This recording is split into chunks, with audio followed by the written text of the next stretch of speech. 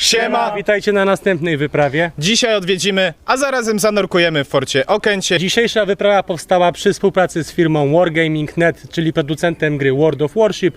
Gry, której możecie toczyć potyczki na morzu przy użyciu statków i okrętów. Będziemy dla Was mieli bonus, ale o tym pod koniec filmu. Podczas nurkowania chłopaków ja z Łukaszem postaramy przybliżyć Wam katastrofę Iła-62 oraz pokażemy Wam Fort Okęcie.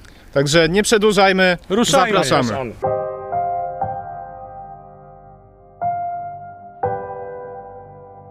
Dzisiaj zabierzemy Cię w podwodną podróż do głębin Fortu VI Okęcie. Właśnie w tej fosie w 1980 roku miała miejsce katastrofa samolotu Kopernik Polskich Linii Lotniczych LOT. Zwiedzimy też zabudowania znajdujące się na górze oraz pozostałości po byłej jednostce wojskowej. Zacznijmy jednak całą przygodę od początku.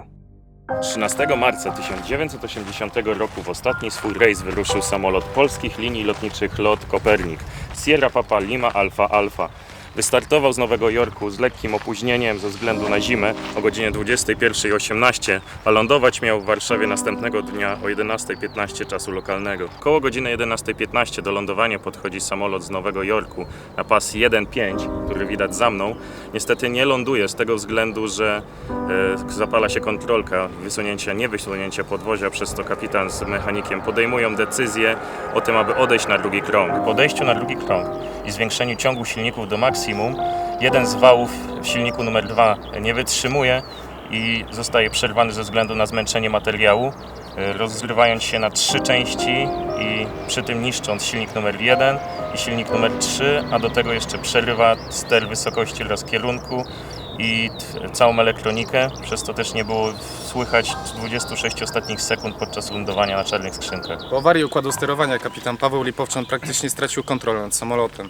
Po 26 sekundach bezwładnego opadania, używając tylko lotek na skrzydłach, ominął zakład poprawczy dla nieletnich znajdujący się tu za mną i uderzył w pobliski XIX-wieczny fort, pośrednio ratując życie. Samolot po uderzeniu w fosę rozbił się na wiele części.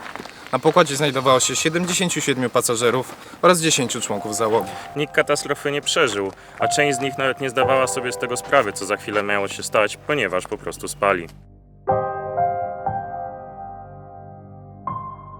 Za nami znajduje się graffiti Iła-62, który wykonywał rejs z Nowego Jorku do Warszawy. Najbardziej znane osoby to Anna Jantar oraz kapitan Paweł Lipowczan. Ale nie możemy zapominać o amerykańskiej reprezentacji pięściarzy oraz o wszystkich pozostałych pasażerach znajdujących się na pokładzie Iła-62. Ale przechodzimy powoli do chłopaków, ponieważ mają już gotowy sprzęt, więc schodzimy pod wodę. Na dzisiejszej wyprawie, dzisiejszym nurkowaniu będzie nam towarzyszył Kuba, mój kuzyn, mój imiennik, także dzisiaj nie wchodzę do wody sam, tylko wchodzę razem z nim, ale sklarujmy sprzęt i posprawdzajmy. Zobacz, w tym miejscu, tam jak jest to drzewo, to leżał ogon. I generalnie w tamtą stronę najpierw popłyniemy. Jak widzicie, wejście do wody jest komfortowe w porównaniu z tym, co było na przykład na forcie z Barcz. Chociaż tam były kamienie, to można było się łatwo przewrócić. Natomiast tutaj mamy kwiecień już prawie i mam nadzieję, że będzie pod wodą chociaż widać coś na wyciągnięcie ręki.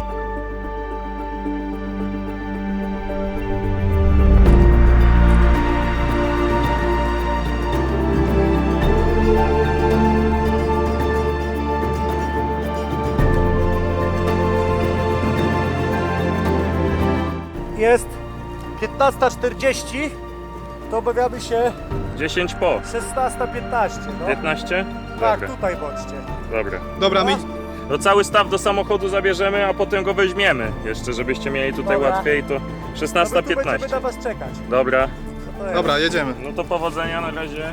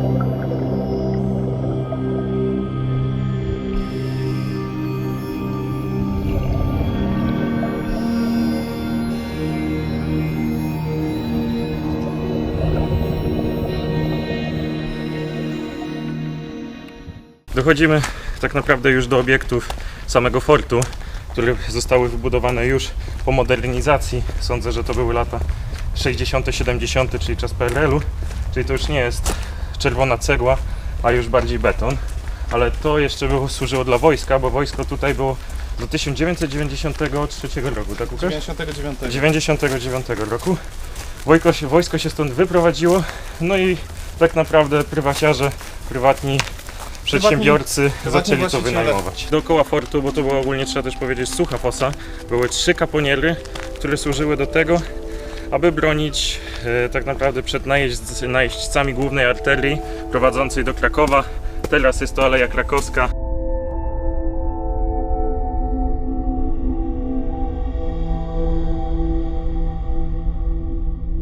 Do ogólnego przechodzenia po forcie oraz do komunikacji między kaponierami służyły takie oto wykopane przejścia. Widać nawet jeszcze drewniane wzmocnienia, ale niestety te przejścia są obecnie zasypane, więc nie damy rady tam wejść i ich zwiedzić.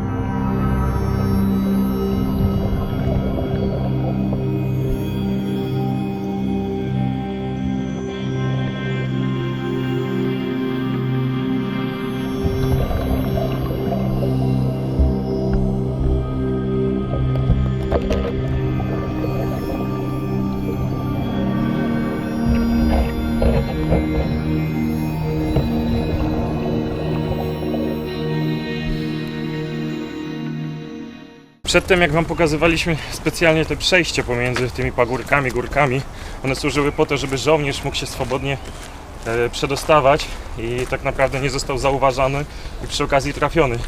I też zobaczcie, że to ułatwiało ostrzał tak naprawdę i obronę tego fortu, ponieważ płynnie mogli się poruszać między sobą, pomiędzy tymi górkami, pomiędzy tymi kaponierami, bez żadnej straty w ludzie. Pewnie zastanawiacie się, czemu dookoła fortu jest fosa wypełniana wodą.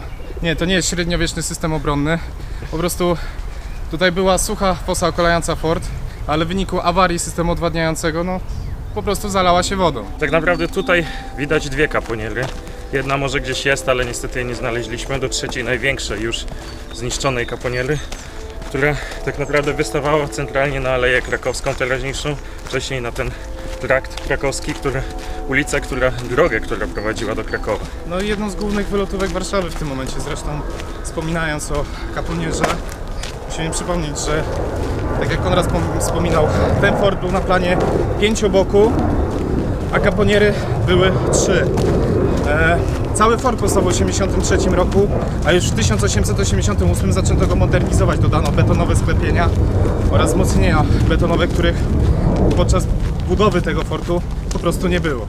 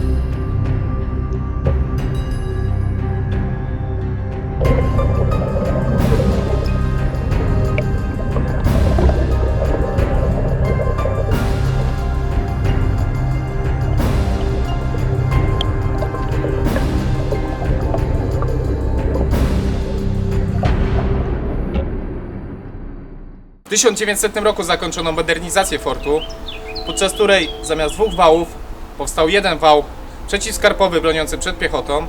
Natomiast te betonowe kloce, na których aktualnie siedzę, to pozostałość po jednej z 3 kaponier, które również były modernizowane, tyle że w 1904 roku. Wtedy istniejące kaponiery zastąpiły kaponiery betonowe, które służyły jako obrona przeciwskarpowa. Bardzo szybko, bo już w 1909 roku dostano rozkaz, aby opuścić ten fort, a wszystkie kaponiery zniszczyć. Teraz znajdujemy się na jednej z nich i właśnie tak to wygląda. Do 1999 stacjonowało tutaj wojsko. Później te tereny przejął prywatny właściciel i tak, jedyne pozostałości, jakie są po forcie, są prawdopodobnie pod wodą, a również o tu za moimi plecami. No niestety nie udało nam się tam wejść, ale chcemy wam pokazać z oddali przynajmniej te pozostałości fortu, jakie są. Chłopaki dalej szperają pod wodą, a my mamy dla Was pewien bonus. Razem z firmą Wargaming.net, producentem gry World of Warships, przygotowaliśmy dla was pewną niespodziankę. World of Warships to całkowicie darmowa gra MMO, gdzie możecie wprowadzić bitwy morskie z wykorzystaniem ponad 200 okrętów z okresu I i II wojny światowej. Jeżeli chcielibyście zacząć przygodę z grą World of Warships, to w opisie tego filmu znajduje się specjalny link, dzięki któremu po założeniu konta otrzymacie 500 dublonów, 7 dni premium oraz okręt specjalny Diana Tier 2, który również jest okrętem premium. No ale wróćmy teraz pod wodę.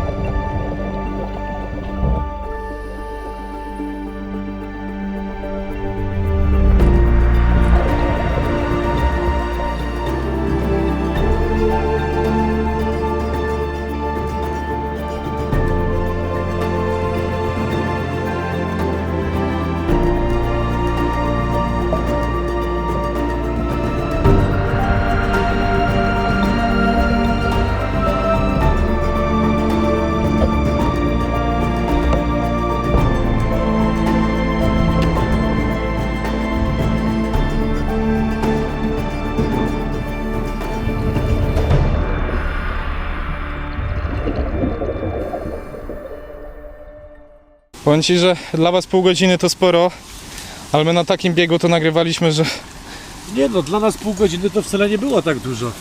no, chyba sobie za mało czasu daliśmy, szczerze mówiąc. Samolotu nie było, ale mówię, był samochód, bardzo dużo beczek i opony. Naprawdę mamy super hobby. A i owszem. I tutaj kończy się nasza wyprawa po forcie Okęcie. Pamiętajcie o grze World of Warships, ale wszystkie niezbędne informacje macie w opisie tego filmu. Ja bym chciał Ci, Kuba, bardzo podziękować. Piona, mega nurt, znaleźliśmy sobie podwodną ciężarówkę. Słuchajcie, jeżeli Wam się podoba to, co robimy, to zasubskrybujcie nasz kanał, zobaczcie Facebooka, Instagrama. No i co, panowie? Do zobaczenia na następnej wyprawie!